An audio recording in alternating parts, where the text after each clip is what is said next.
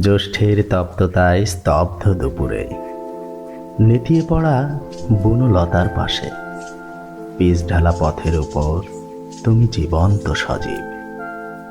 হয়তোবা অতীতের রঙিন স্বপ্নের মাঝে ছিলে তুমি মাদকতায় ভরা রঙিন নেশার প্রদীপ, ঠিক যেন সুখের ছোঁয়ায় বালক বালিকার ছোট্ট অভিমান।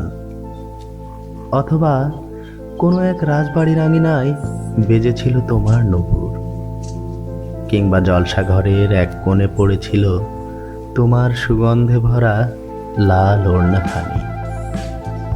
সবুজের মাঝে লাল গোলাপের মতো কে তুমি নারী? নির্লজ্জ কামের মোহে সলাজ হাসিতে ভরিয়ে দিয়েছ পৃথিবীর শস্যক্ষেত্র। চেয়ে দেখো, তোমার সুরভিতে আমার উন্মুক্ত বক্ষে ফুটেছে আজ সহস্র শ্বেতপদ্ম।